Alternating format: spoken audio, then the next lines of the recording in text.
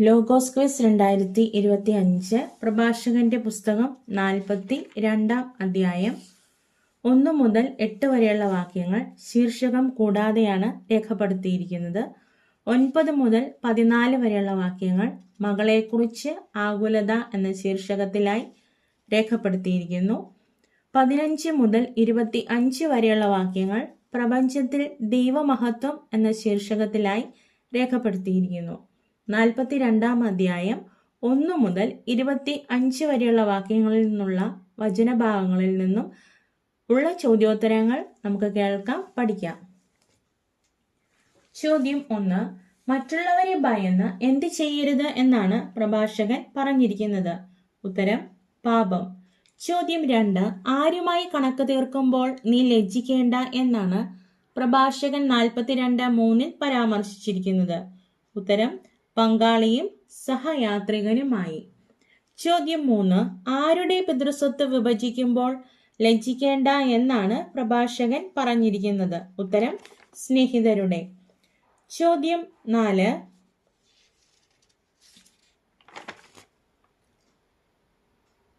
അളവിലും തൂക്കത്തിലും എപ്രകാരമാണ് സൂക്ഷ്മത കാണിക്കേണ്ടത്? ഉത്തരം: കൂടുതലോ കുറവോ വരാതെ. ചോദ്യം 5.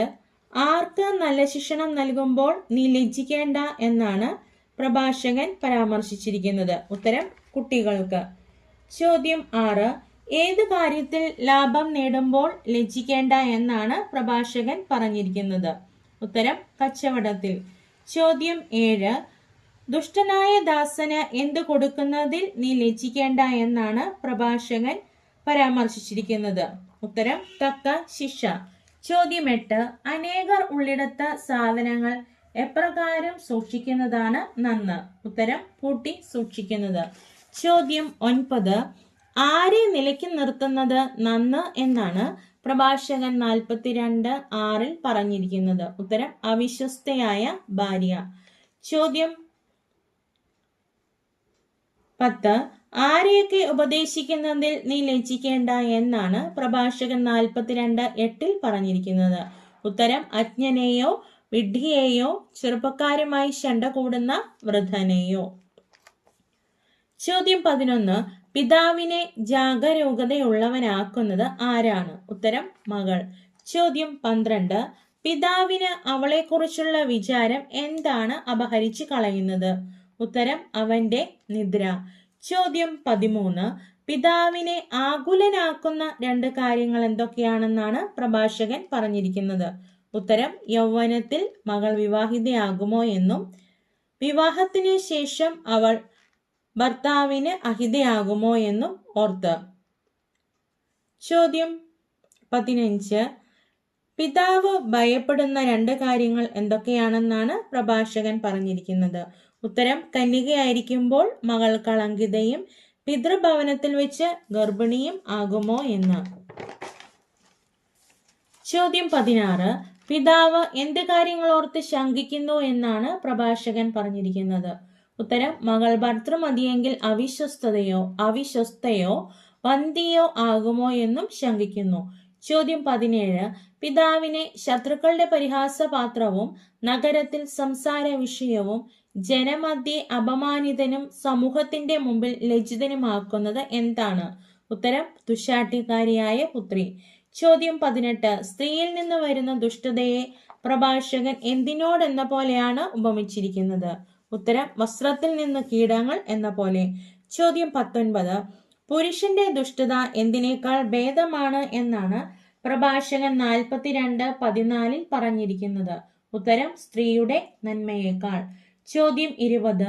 ലജ്ജയും അപമാനവും വരുത്തുന്നത് ആരാണ് എന്നാണ് പ്രഭാഷകൻ 42:14 പറഞ്ഞിരിക്കുന്നത്? ഉത്തരം: സ്ത്രീ.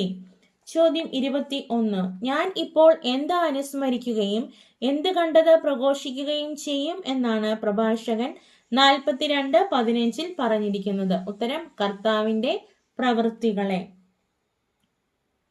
ചോദ്യം 22. കർത്താവിന്റെ പ്രവൃത്തികൾ എന്തുവഴി നിർവഹിക്കപ്പെടുന്നു എന്നാണ് പ്രഭാഷകൻ പറഞ്ഞിരിക്കുന്നത്? ഉത്തരം: വചനം വഴി. ചോദ്യം 23. എല്ലാ സൃഷ്ടികളിലും നിറഞ്ഞിരിക്കുന്നത് എന്താണ്? ഉത്തരം: കർത്താവിന്റെ മഹത്വം. ചോദ്യം 24. കർത്താവിന്റെ വിസ്മയനീയമായ പ്രവർത്തികൾ ആർക്കു പോലും അവർണ്ണനീയമാണ്. ഉത്തരം അവിടുത്തെ വിശുദ്ധർക്ക് പോലും. ചോദ്യം 25. സർവശക്തനായ കർത്താവ് എന്തൊക്കെ പരിശോധിച്ചാണ് അവയുടെ നിഗൂഢതകൾ ഗ്രഹിക്കുന്നത്. ഉത്തരം ആഴിയുടെ അഗാധത്തെയും മനുഷ്യ ഹൃദയങ്ങളെയും പരിശോധിച്ച്. ചോദ്യം 26.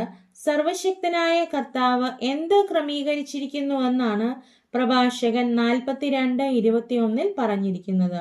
ഉത്തരം അവിടുത്തെ ജ്ഞാനത്തിന്റെ മഹിമകൾ. ചോദ്യം 27. പ്രഭാഷകൻ 42:21 അനുസരിച്ച് പൂരിപ്പിക്കുക. അവിടുന്ന് ഡാഷ് മുതൽ ഡാഷ് വരെ സ്ഥിതി ചെയ്യുന്നു. ഉത്തരം അനാദി മുതൽ അനന്തത വരെ. ചോദ്യം 28.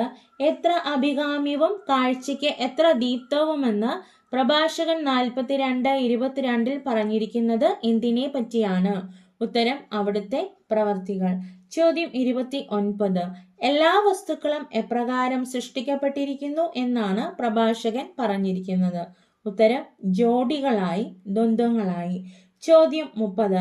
പ്രഭാഷകൻ 42, 24, 25 വാക്യം എഴുതുക.